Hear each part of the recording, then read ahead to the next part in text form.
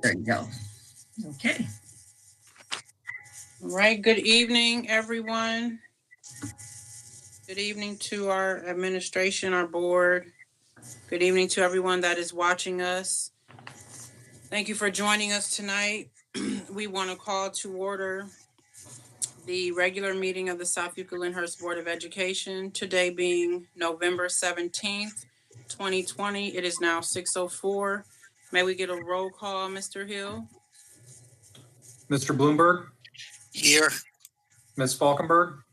Here. Mrs. Jones? Here. Miss Lee? Here. Mrs. Ryan? Here. Thank you for that. May we go ahead and begin with the Pledge of Allegiance? All right. I pledge allegiance To the flag of the United States of America And and to to for which it stands, one nation, under God, indivisible, indivisible, with liberty with Liberty and justice. and justice for all. We'll coordinate it one of these times. Thank you for that. We can go right into communication of our liaison reports. This is Leo. I do not have a liaison report for legislature. There's not a whole lot going on. That's very interesting. Just a lot still going on with the school funding and COVID and talking about what might or might not happen during a lame duck session. So really nothing to report. Are there voucher hearings happening? I get emails from Mayfield, and they just sent out like a call to action for people to reach out for like vouchers. I didn't know if that was going on, if that's something we should consider doing. Yeah, there is actually testimony going on. We, as a first ring, are submitting. SEL belongs to the First Ring Collaborative, but also the Alliance. So there is, we're submitting information. I did sit in on a small group call with the superintendent of Shaker Heights, I think it was Carter Heights and a few other ones, and our lobbyist was gathering information from us as superintendents on how our districts are affected, and they've collected that. So we are giving our input in that way. If the board wants to do it in a, we could talk a little bit more if there's a different way that we want to hear our voice, but we are currently working through those right now, Mrs. Ryan. I mean, I didn't know if it was worth because could potentially be such a big deal if we send out like a call to action to PTA parents or parents just like highlighting, a few things or that they should write about, or, I would be happy to put something together if that's something we think we should do. I would do in my superintendent's update this week to you. I will give you some information of the status of what we've been doing, and that might be helpful. I always believe that hearing from parents is an important factor, not just as a superintendent, because a lot of times they kind of feel like falls on deaf ears. But I think that's not a bad idea to have PTA, but I can gather up some information that will give a little bit more details of what might be important. Okay, thank you. Okay. Are you ready for me? Yes, okay. I have two articles that I kind of caught my eye, actually three, but I only want to share two today. One is on dual enrollment programs, high school students who are earning college credit. And I know we've all talked about this and how it sometimes works against our, particularly our AP programs. But I thought this was interesting because they focused on three areas, three geographical areas: Florida, Ohio, and Washington State. Ohio was the Lorraine County Community College, and the My University program says that high school students can graduate with associate degrees that map into nearly 36 bachelor's programs at colleges and universities in the state. And I certainly can understand how helpful this is for families who are trying to juggle, maybe 2 or 3 students in college. Excuse me. The articles by Natalie Schwartz of Education Dive, and she focused on the problem that so many areas have trying to encourage students of color and students from low-income homes to take advantage of these programs. And it can be extremely important for them. She says that with all of the community colleges that lost students this year with COVID, the one group that did not fall down in the enrollment was this dual enrollment category, students who are trying to get funding for college while they're still in high school. And she talked about some of the issues that can help. One is targeted recruitment, which I think Lorraine does. Another one in Florida at Valencia College, they bus them to campus and also help set up clear goals for those students so that they have a path to know where they're heading and how they can best find their or achieve their goals. So that was interesting. The one that I really am passionate about is by Kara Urayo. I'm assuming that's her right pronunciation, from School Library and Journal. And it's titled Helping Educators Develop Engaged Citizens in the Classroom.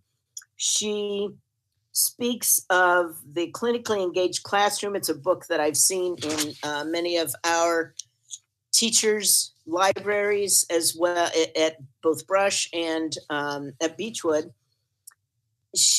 I am, I guess, encouraged because I think that our teachers, and I've seen it at Beechwood as well, but I certainly have for long seen our teachers who are trying to really help our students be engaged in their communities, understanding civic responsibility, understanding how to participate in a democracy. Excuse me. So she speaks, writes about the push for academics over having students that can bring their academics to a learning environment in their society. Excuse me. She says that we focus almost exclusively on academic skills instead of how those academic skills can be in service. That's what I just said, sorry. And her result, according to her, is that we have people who are less informed, less curious, and less adapted to dealing with the challenges that our current climate puts in front of us. I think we're probably all encouraged by the number of people who voted in this last election. And that was led by many of our young people. And I just think that's a wonderful thing. And it does show that our students are interested in seeing a more equitable, just society. So I would certainly encourage anyone who's interested. It's called The Civically Engaged Classroom by, excuse me, by Mary Ebsworth, Pablo Wolf, and Mark Todd, I think is the last name. So that was, I thought, interesting and encouraging because of what I have seen in our classrooms. And from our students, we have so many students or former students who are engaged in the community at larger community as well as right here in Northeast Ohio.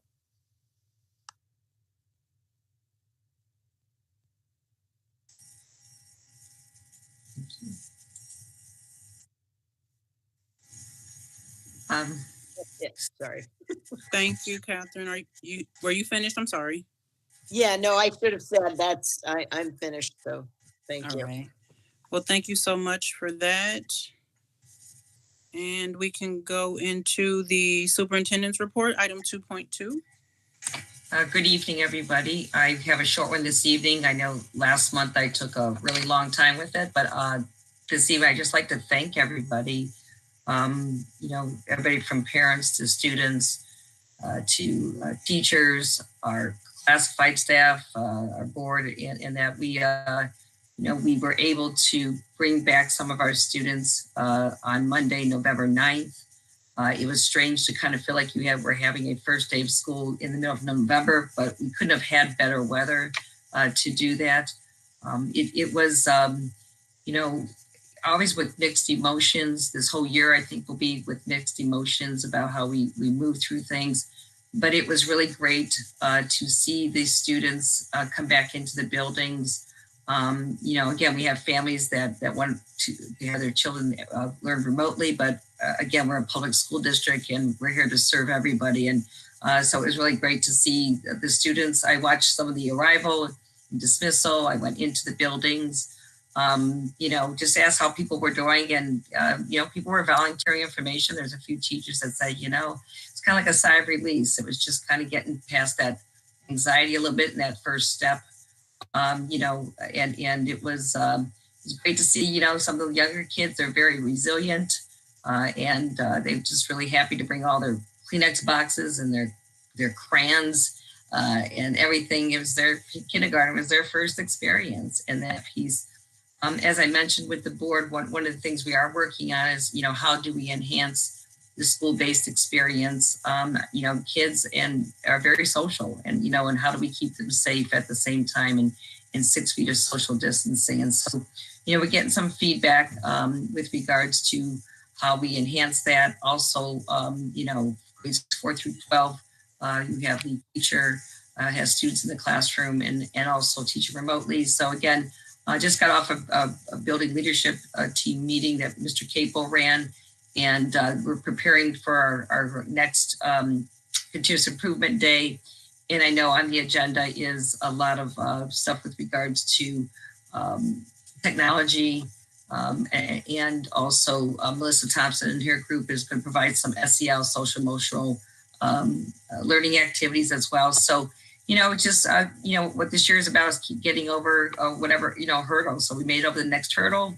It's hard to tell what the future will hold. And I always tell families that, just as if we've had to pivot on a dime, not just here in SEL, my family, I have educators in my children and I have grandchildren that go to school. And so we always have to have a contingency plan. And I think that's one of the things that we have to let families know is, we were able to get over this hurdle, but, it's hard to know what the future holds. We may have to switch back to remote, maybe not the whole district, but maybe a building, maybe it just depends. But what I do know is I think we've got it down, better than most, because I know Mr. Capel attended a virtual meeting today with some other school districts and, we've done both. They're getting ready to try to experience both. So we're just going to continue to refine it and, keep our folks safe. And just really want to thank everybody for continue to come with us on this journey together, and we'll just take it one day at a time. So thank you, and that concludes my report. Thank you so much for that, Dr. Reed. You can go into item 2.3, public comment. I do see there is one. I'll go ahead and read that.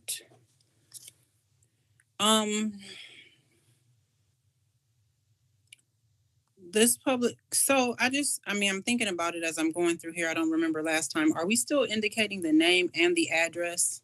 Can I just do both? Typically, we require them to. Okay, I will. I just didn't want to. I know we're getting a lot of internet traffic, so I wasn't sure. But if they were in person, they would be doing the same thing as well. This question for the meeting this evening comes from Susan Tisdale at 1256 Plainfield Road in South Euclid. The question Ms. Tisdale has states, I know that many people have to make very difficult decisions for their families with the COVID cases reaching up to 4,000 cases a day. I'm curious, why is the SEL Board of Education has decided to host their meetings virtually, but require their teachers to be in person and allow students in buildings that have reported positive case? As a community member, I would like to see our schools stay open virtually and our teachers be able to teach and the students learn from the safety of their homes, just like the board members attending the meeting from the safety of their homes. Thank you. I don't mind answering that question. I will, since we I feel like are we've doing answered this. that question several times already. Not We trying to have. be rude. We've answered it, and we also spoke on it last week as well. We Can spoke on it. I answer believe the we speak on it question almost first? every Hey, you week. just cut me off. I was going to answer the I'm question sorry. and then It's just that ask. we've answered that question every week. We answer that same question, as well as, especially with individuals coming from. We've also addressed it in city council meetings as well. But we've answered that question several times as to why we still choose not to meet all together. And one being because we all work in our respective different fields. So for the safety and protection and cautious for other people who are on our board and our staff members as well, we don't have the capability or capacity to house a meeting in our school buildings at the present time to assure that we can maintain socially distance. And we are required, we can't cut off, or we cannot limit the amount of people that have access to a board meeting. So that is why. Any other comments? I'll let everyone speak first before I answer, since Ms. Lee just led the way. I'll just reiterate with what Aaron said. You know, we addressed this earlier. It's not like we are afraid to meet in person. We have discussed whether or not, to meet in person based upon the different bubbles that we're all in.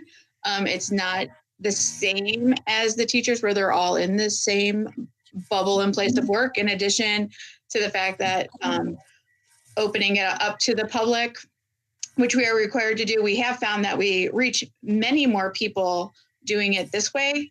So the most important thing is to get information out there. And it's certainly not because we think that our safety is more important than anybody else's, nor that we're not concerned about the teachers. It makes more functional sense at this moment to continue to meet virtually. Ironically, I had a conversation with a parent last week about this same question, and I do expect the question to continue to surface as we proceed forward with the different options of families being able to make the decision to have their children there. And my response to the parent that I spoke to was, first, I believe kids are going back to school because they're making choices. The family has chose to send their student back to school. Just like parents and families have chosen to have their children remain home. So I think they have a choice. In comparison to comparing our jobs with a contractual obligated job that teachers and administrators have, I told the parent that I think it's unfair to compare apples to oranges, first of all. A teaching job is a contracted job. It has union components to it. It is a full paying job that they report to as a career choice, where I really feel like we're board members. First of all, we are part-time.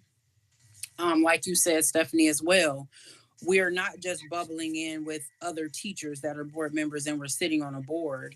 And the final answer to her question was, I choose to go to work. I choose to be employed in a job that is essential, so I go to work.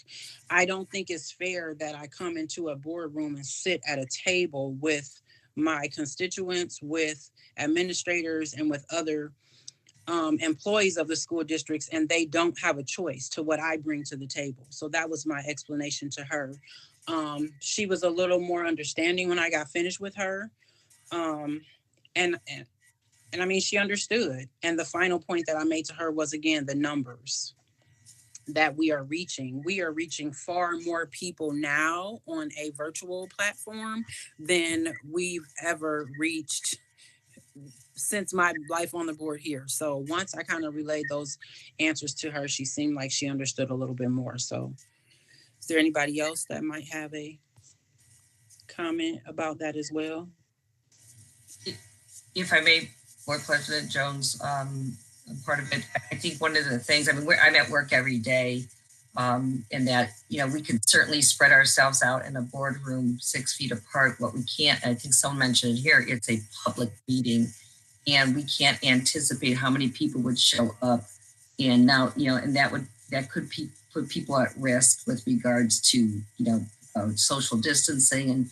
And, you know, we have reached more people this way. I think the intent is really being how we communicate.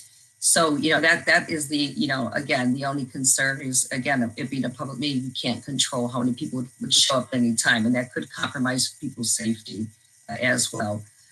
As for, and I know everybody has different opinions out there, and I say this very respectfully, you know, there will be COVID cases. What we are finding out is, again, I believe in our plan. It is has stricter guidelines than most.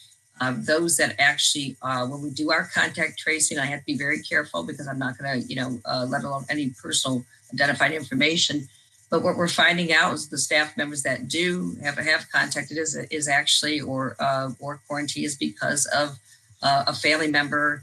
You know, we're seeing a lot of high schoolers who still participate in sports. I not just me in our district, another district, you know, sometimes they come in contact and it's one of our staff members, and because their child has been tested positive, that staff member has to quarantine, and it has nothing to do with being traced back to the setting. So I think that's the pieces you have to really dig down into the data. There might be a case where we don't have enough subs to staff our building, and that's where we would switch back to remote like some other school districts have done. We have not reached that point. And our contact tracing does show that the school setting is not the source. Anything can change, but I'm just speaking to you what I know, you know, today. And as for, you know, working from home, again, there's a debate out there. What we do know is we can support teachers better in the classroom with the technology. And we really feel the feedback we've gotten that we've done this much better this fall, the way that we're presenting our technology than we did last spring. And that's not a hit on the teachers at all. We've just gotten better at it. So, you know, we're going to continue to monitor. We feel we have a safe plan. No plan is foolproof, but we have a safe plan. And, you know, right now it shows that, you know, even Governor DeWine will say sometimes studying is safer than not being able, because we have such a controlled environment. So again, I'm just trying to answer that second part of the public comment, and that's what I just would like to share. Thank you so much for that. Mrs. Jones, can I share one other thing?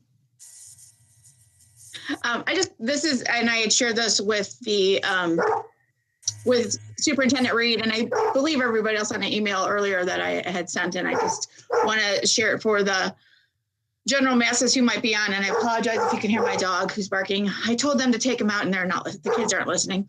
But anyway, my daughter is an ESSR student, that's exercise science and rehab, that is hosted at Brush. And she's currently been attending at Brush since they started back at the beginning of October and go back. She's there a couple days a week with half of her class. And her class was texting the other day, and the kids in this class are from districts all around the area. They're just not kids from Brush.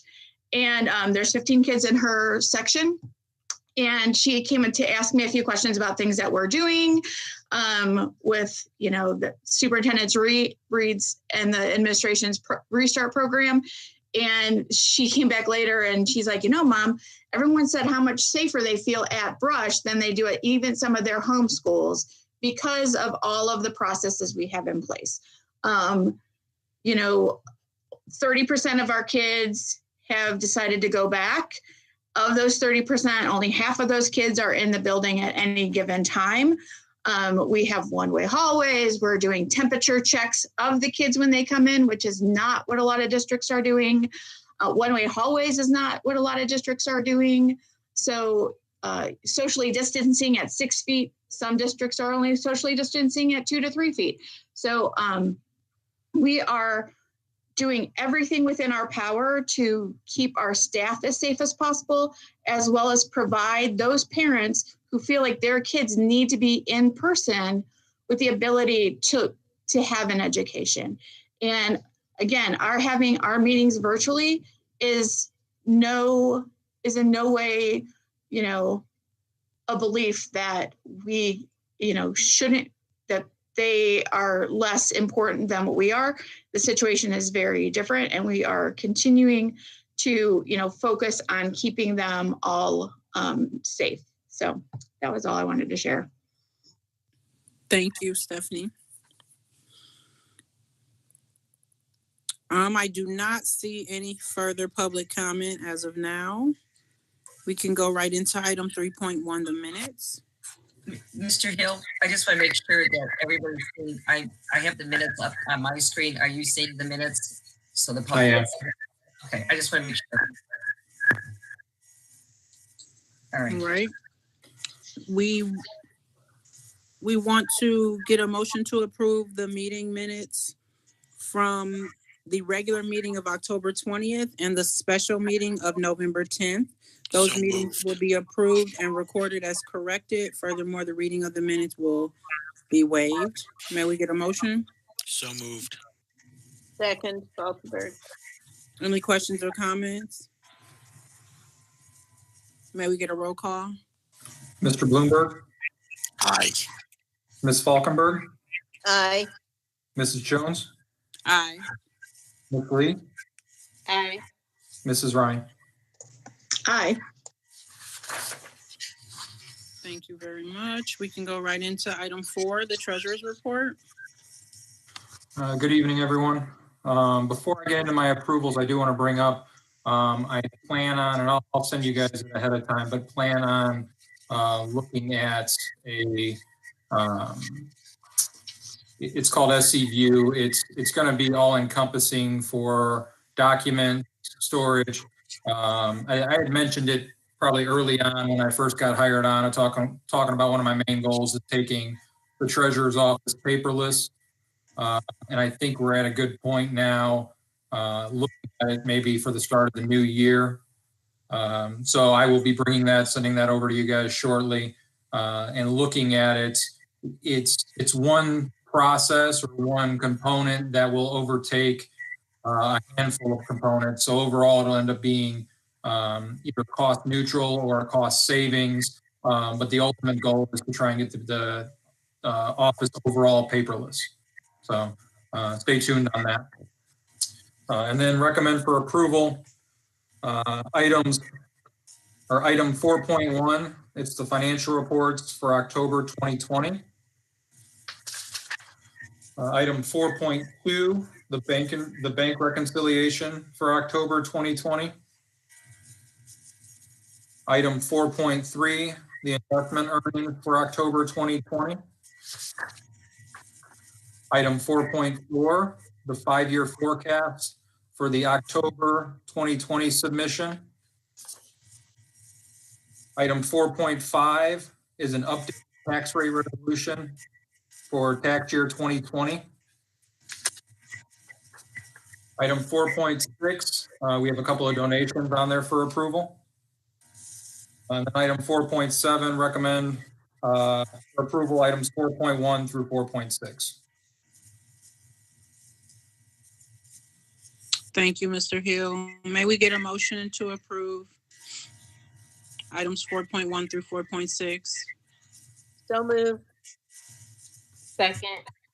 Any questions or comments? Yes, I actually had one. Under all the legacy village grants, most of them look like zero. That just means that they've already been used. Is that Yes, correct? that's correct. Each time they're awarded, we assign them a new special cost center. So those will show up as zeros in the reports, or if there's a few dollars left here and there, until it's fully exhausted, we usually keep that special cost center in place just for the historical data. So they'll Right. continue to show up. I'm sorry to interrupt. So then the ones like the Greenview, Art to Go, they are able to use that still, even though students are not all in school. Correct. Yeah, they can still do it. They can still use it for the purpose that it was designated for. Yes, absolutely. Okay, thanks. And the only thing I would talk about, the tax rate resolution. The reason we're approving this again is the county finally sent us the updated one with the new levy on it. So we're reapproving that. Thank you, Catherine. Any further questions? Or hearing none, may we get a roll call? Ms. Falkenberg, Aye. Ms. Lee, Aye. Mr. Bloomberg, Aye. Mrs. Jones, Aye. Mrs. Ryan. Aye. We'll go right into item 5.1, certified staff under superintendent's items and personnel. Okay. Under 5.1, recommending to the Board of Education to approve the following personnel items for certified staff. As you can see, we have quite a few Title I tutors. For those of you that are not familiar, Title I comes out of non-general fund dollars. It's federal dollars that we get, and for the purpose actually of supporting instruction. So we typically use these at title buildings, which would be Adrian, Rowland, and Greenview. Sunview is not considered a title building, but we do use an academic tutor there and use other federal funds to be able to do that as well. So we have a plan for these tutors, whether we are in person, I should say in-person instruction, and if we were to go remote, we also have a plan of how to utilize these tutors for support. So, and then under this 5.1, recommending the paid leave of absence for some of our staff members, certified staff members, and unpaid leave of absence. And it looks like we are adding one more resident educator for approval for this year.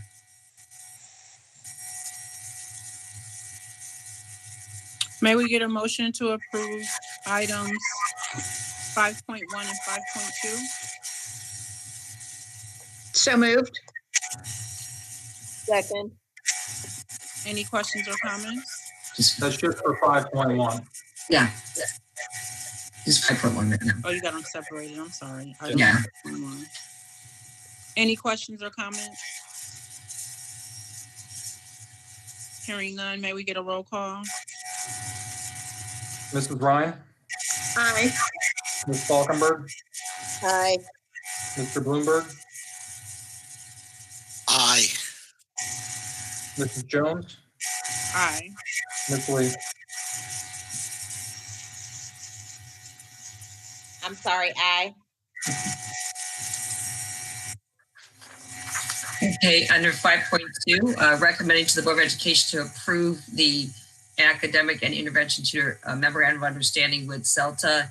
Just for this, every year we do enter into a memorandum of understanding, The only change I believe in this one was a start date and maybe even end date because of, again, with our calendar. So this is something that we do on a yearly basis. Basically because we utilize federal dollars, and so we have to make sure we can't commit beyond a year, and that's why we do it every year. All right. May we get a motion to approve item 5.2? So moved. Second. Any questions or comments? Hearing none, may we get a roll call? Neil's back, okay. Just making sure we didn't lose Neil. He's back. It looks like he came off but went on. He might have logged on another device. Okay. Ms. Lee, Aye. Mrs. Ryan, Aye. Mr. Bloomberg, Aye. Ms. Falkenberg, Aye. Mrs. Jones. Aye. So under 6.1, I just want to warn everybody, my computer's getting tired here. I can hear it hissing again. So if you hear that noise, actually, I'm usually on another meeting before this. I'm going to have to just use different laptops because I can see by the time I get to this meeting, it's a little tired and it looks like sounds like a little engine and could. So under 6.1, our classified personnel, recommend to the Board of Education to approve the following classified personnel items.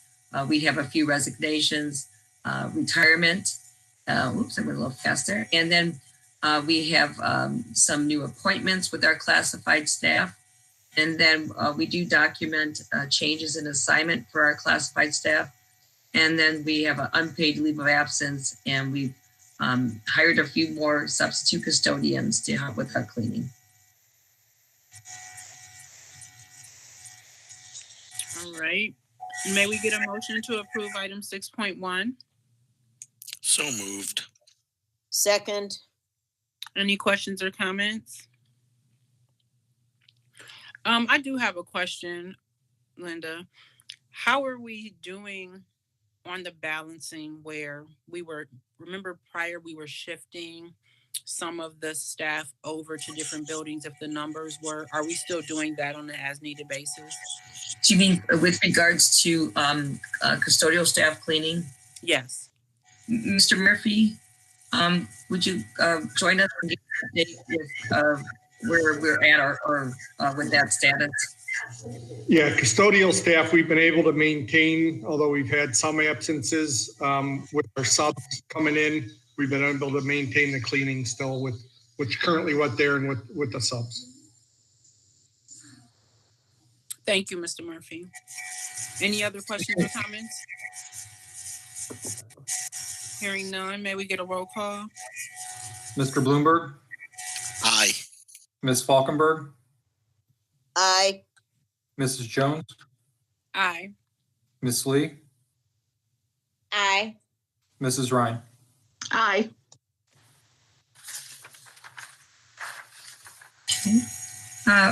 Under supplemental contracts, we just have a few here recommending to the Board of Education to approve the following supplemental contracts, which includes some of our winter sports coaching.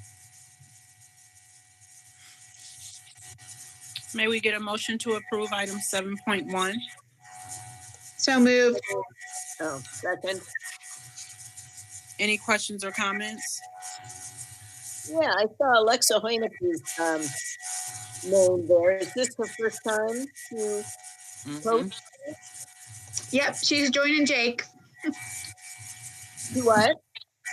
She's joining Jake, who's the Yeah. head coach. So yep, we got a few brush grads coaching That's for great. swimming. Very fun. Yeah, how nice. Okay, nice to see. There are no further questions or comments. May we get a roll call? Oh, I'm sorry. Go ahead, Neil. You never actually asked if there were any questions yet. But yes, I do have a quick, just general question as it relates to the supplemental. If for some reason, any of these winter sports or when the spring comes along, spring sports are canceled, what happens with the supplemental contracts? Josh, you want to, I know Josh or Bill, I know there's we worked with CELTA on what that looks like. I don't have the details. I think it depends on how far they get into the season. And what we found out, and Mr. Hill will give you the details. We found out, even though it might be a spring sport, some actually start sooner than others. Some finish sooner, and different things like that. So I don't, Mr. Hill, can you provide more details for Mr. Miller? Yeah, I can jump in here on this one. We agreed to an MOU with CELTA, I think back in August or September. And it is based on the percentage of the completion of the seasons as far as what they're paid out. Is that good enough? Yeah, no, that. Okay. Yes, thank you. Got it. You're welcome. Now, when you say the completion of the season, Bill, what does that look like? I'm just asking because I think about the past fall season, how they reduced the number of events. Does that have an impact on it as well? It's not the number of events, it's actually the percentage of games completed or contests completed. For example, there's a portion of the contract that gets paid out on the first day once the first day of practice commences. Then I think there's another percentage when the first game or contest of the season progresses. And then again, finally, I think when half the games half of the scheduled games have been played, then the rest of the contract is paid out. So it's not a certain number of games because each sport has a different amount of games. That's why we went through percentages of the season completed. So is the season defined by whatever OSHA deems the season to be? So if it happens to be reduced, that is the season because that's what they declared it? Yes, like for football, for instance, they went down to 6 games. So yes, half of that would be prorated to whatever the half is that this OSHA put it on to.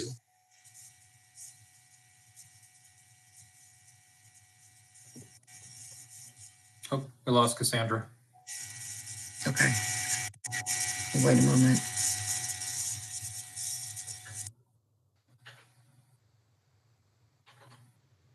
Yeah, something's going on because I actually got kicked out, which is why I had to get back in. Yeah, I literally had to make everybody in my house get off of the Wi-Fi because this meeting was so choppy. So, and now everybody's clear. So I just think it's a general thing. I'm kicking everybody in.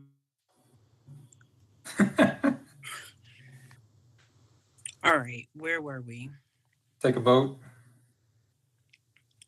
May we get a roll call on item 7.1? Ms. Lee, Aye. Ms. Falkenberg, Aye. Mr. Bloomberg, Aye. Mrs. Jones, Aye. Mrs. Ryan. Aye.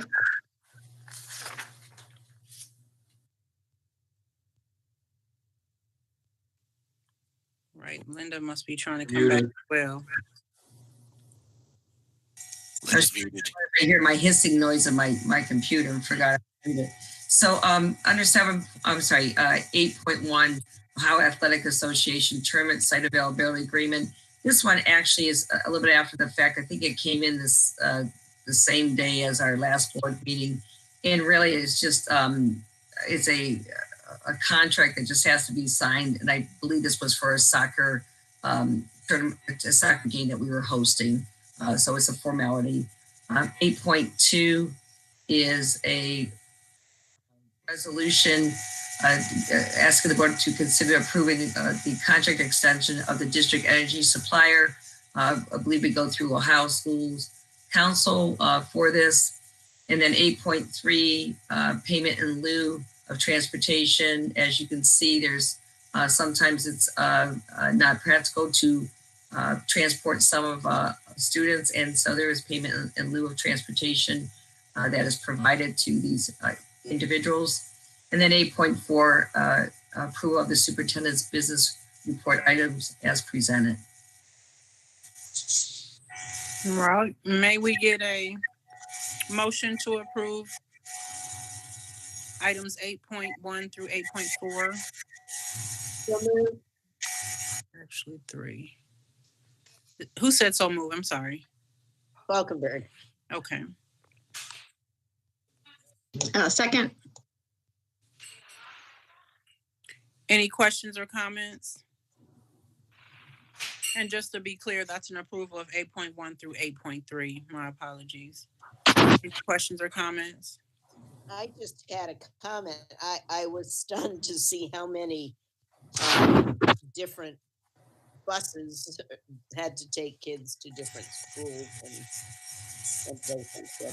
Our transportation department does an outstanding job. We have I've come from another school district was nowhere near the complicated as ours is with so many places that we have to transport to. Any further questions or comments? Hearing none, may we get a roll call? Ms. Falkenberg, Aye. Mrs. Ryan, Aye. Mr. Bloomberg, Aye. Mrs. Jones, Aye. Ms. Lee. Aye. Okay, 9.1, recommend to the Board of Education to approve the amended SEL district calendar to include January 29th as a teacher workday and no school for students. This was brought to my attention in a meeting with some of the Delta leadership. You know, when we moved the start date for students, it also moved the end of the semester for students and teachers, and we've typically given the teachers a work day to get their grades caught up and put into progress books. So we are honoring that this year with this revision of our calendar. Oh, and I think I'm going here. Okay, sorry. Fell asleep there for a second. 9.2. Recommending to the Board of Education, again, the College Credit Plus program memorandum of understanding. Again, there's an opportunity for students to participate in college credit, and we have to, by Ohio Revised Code, we have to enter into an understanding of what that looks like. And I believe this is for community college tri-C. And then 9.3. Recommending to the Board of Education to approve the academic technology and innovation items as presented. All right. May we get a motion to approve items 9.1 and 9.2? So So moved. moved. Second. Catherine and Stephanie second. Any questions or comments? Yeah, this is Neil. I move to separate 9.2 as a separate vote.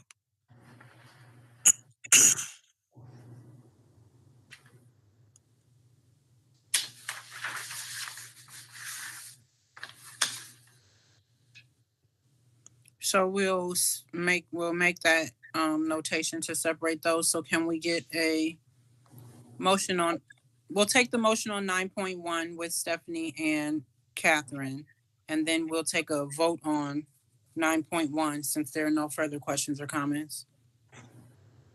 Ms. Falkenberg, Aye. Mrs. Ryan, Aye. Mr. Bloomberg, Aye. Mrs. Jones, Aye. Ms. Lee. Aye. Right, then may we get a motion to approve item 9.2? So moved. Catherine. Second, Second. Sandra. Any questions or comments? My comment is just that we have no choice in this. Correct? Correct. I mean, Correct. Yeah, it's required by federal government that we allow students to do this. But that doesn't mean I have to support it. We still have to provide it though, Neil. So we can't, I mean, if all 5 of us voted against it, it wouldn't matter because we still have to I provide fully it. understand we have to provide. I want it on record that I don't support this MOU. Okay. May we get a roll call? Ms. Falkenberg, aye. Mrs. Jones, Aye. Mr. Bloomberg, Nay. Ms. Lee, Aye. Mrs. Ryan. Aye. Going into item 10. We have no student services this evening, so I'm going to hop to recommendation. 11.1, recommend to the Board of Education to approve staffing therapy travelers to provide speech and language services for students at Brush High School. The district guarantees 5 hours per week, and you can see the billing rate there. This is being paid through the CARES Act, which again, that is non-general fund money, and again, appropriate use of this because with, there is some staffing challenges we're having in being able to provide students with also their services, and this allows us another resource to be able to do that. Thank you. May we get a motion to approve item 11.1? So moved. Second. Any questions or comments? Hearing none, may we get a roll call? Mrs. Ryan, Aye. Ms. Falkenberg, Aye. Mr. Bloomberg, Aye. Mrs. Jones, Aye. Ms. Lee. Aye.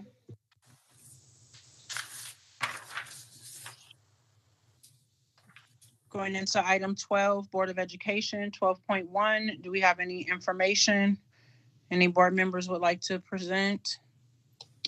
Brush PTA SA is sponsoring a COVID contact-free pickup for Lavera spaghetti dinner. Today's the last day to order. Information is on the Brush PTSA website, and pickup is Thursday between 4 and 6 in the Corb Field parking lot. So please support Brush High School. And then I also wanted to do a shout out. Congratulations to Pharaoh Brown. Even though he scored against the Browns, he's still a Brush Arc. We love him. And that was so exciting to see him score on Sunday. So kudos to you. Funny. Huh? I was watching the game with people, and people were like, didn't he go to Brush, Aaron? Didn't he go to Brush? My sister texted me right away and she's like, yes. The only thing I was like, oh my God, we're so close now, Pharaoh. But I was so happy for Pharaoh. It's nice to see him, and I hope he does well because he has worked hard and deserves it. Any further information from anybody? The only information I have is a couple of us did attend Capitol Conference this last week. That was a very interesting experience. I think I told a couple of the fellow board members, like, if this is how the kids feel sitting on the internet all day long, I have a lot more sympathy for them because that was weird. 9 o'clock in the morning, those sessions went until 2 and 2:30, 3 o'clock, just like we were there in Columbus. I haven't got a chance to go through and kind of recap on all of them, but I guess at some point I want to sit down and recap. They did say that some of those sessions will be available for the next couple of months or weeks. So I'll take a moment to do that because I truly have to say I was tapped out after day 1.5. Yeah, they're available through the end of the calendar year. Okay, so that was helpful. I mean, I don't want to say I was disappointed, but considering the situation and the circumstances, the pandemic we have here, I was looking for some more meat and depth. And then I have to think to myself, so I'm wanting more, but these are people that are sitting at home in the same positions we are, trying to record stuff over multiple days. And it was funny because a couple of them were like, they recorded some of the sessions and then they had to log back on the day the session aired to answer live questions. So some of them were just like, hey, I didn't wear this 2 days in a row. I recorded this last week, but I'm here today. I wanted to make it look as normal as possible. So that was a very interesting dynamic, but nevertheless, they made it available. I was appreciative. There were quite a few things in there that were good and knowledgeable. So I'll be bringing forth some of that. If either of you have something that really stuck out at you from the classes you attended, we can exchange that information as well.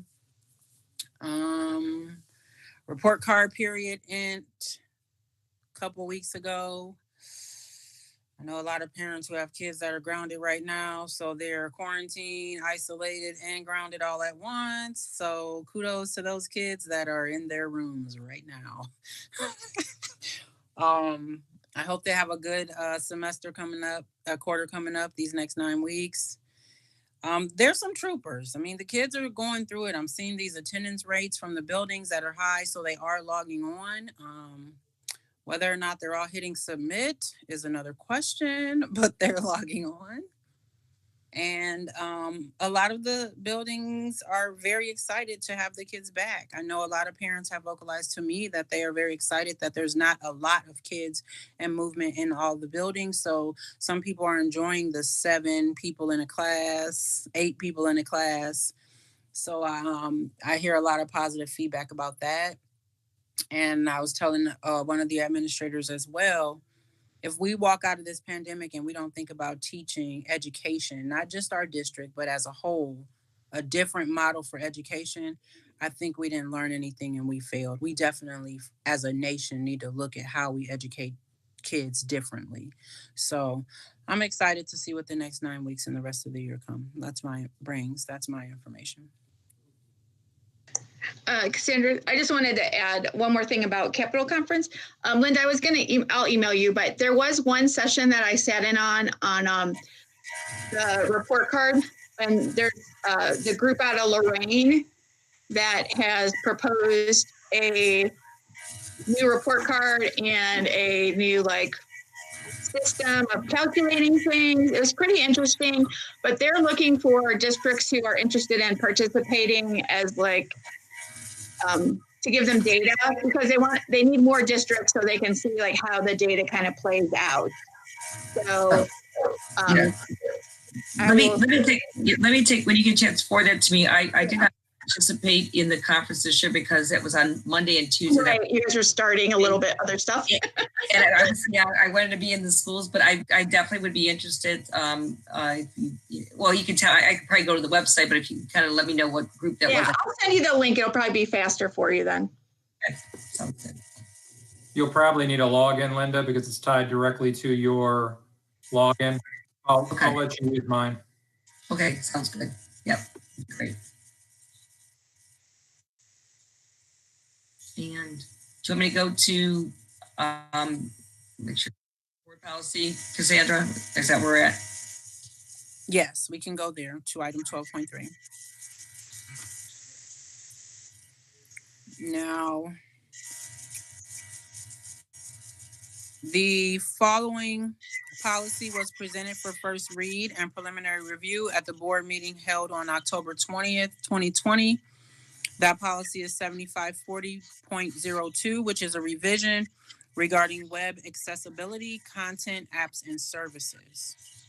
May we get a motion to approve that particular policy revision? So moved. Second. Any questions or comments? Yes, and I'm sorry I don't have this printed out, but one of the questions I had last time was there's something that says if a teacher creates something to be used in the classroom, then that is owned by the district. Is that correct? I'd have to look at a particular, this actually, I do have the policy in front of me. I can't recall that piece, Mrs. I'm sorry, I don't have it printed up. I think a lot of this actually has to do with regards to, it's actually protection, not just protection of the district, but protection of the individual and the teacher or the staff member that uses it as well. I can go back through and look at that, but I don't recall that being the ownership piece in here. I'm looking really quick to see if that's the case. Here's what I do believe. This is one of the things that I talked to, especially with CELTA, because they use the web more than the classified staff. Not that that's not important. is that there are some board policies. I know that we're really familiar with board policy. I know I am, and the administrators are, because that's what we abide by. But there's a few policies I'd like to take time to share with, in this case, the teaching staff, because they may not be aware of the board policy and the updates and the changes. And I think it's important. And this would be one, Ms. Falkenberg, that I would go over with the teaching membership, because I think there are some things they need to know about in here with regards to that. I don't see that part of the in this. I recall when I read the policy, there was something in there that spoke of something that a teacher or student prepared in their role as an educator, that it belongs to the district, which quite honestly is fairly common in most businesses, that things that you create on behalf of your job responsibility belongs to the company. I'm looking to see. Which you're correct, absolutely. That's. I guess, Catherine, the concern would be.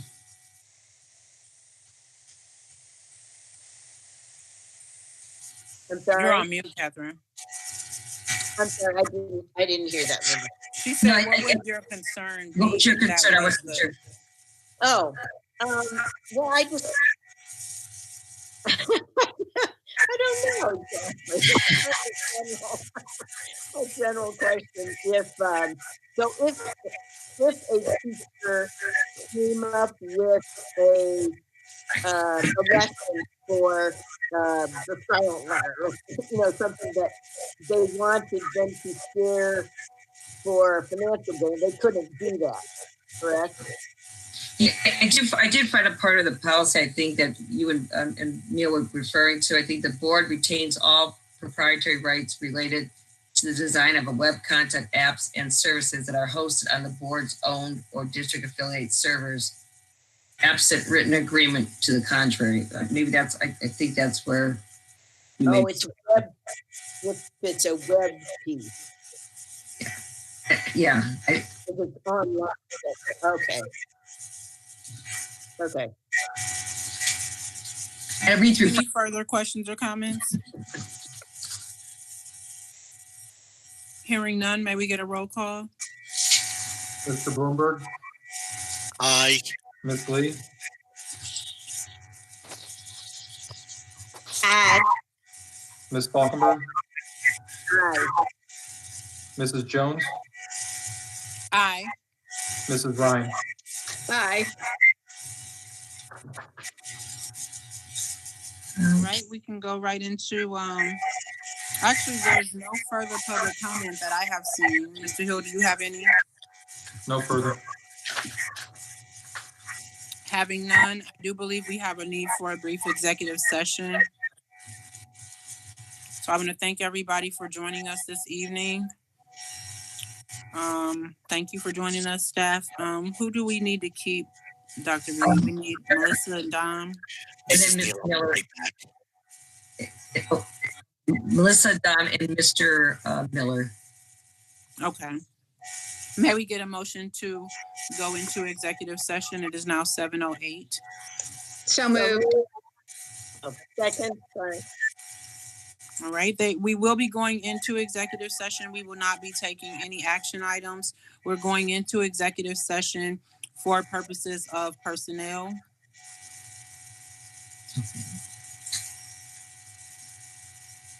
Mr. Hill, will you take a roll, and then that's when I'll stop the streaming. I always seem to preempt it too soon. Should we wait a second for Neil to come back? Yes. That's fine.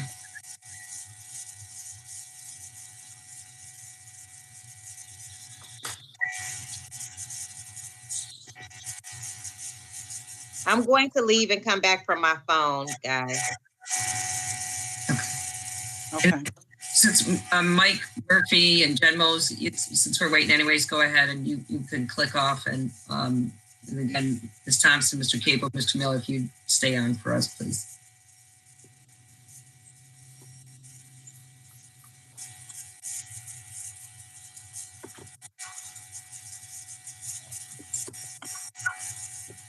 Linda, I know you were talking about your computer. Do you have to present anything to where you might be able to shut that presenter down so you don't have to worry about the Yeah, I'm heater? gonna do that. Yep, I appreciate that. Thank you for the reminder. Just think about it's probably like a heater in there. Yes. All right, Neil, are you back? I'm still streaming, so I'll wait till he comes back before I stop.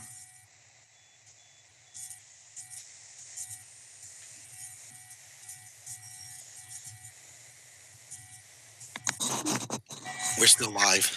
Yes, we're waiting Okay. for you so we can come off of live. Oh, I'm sorry. Yes. Can we get a roll call to go into executive?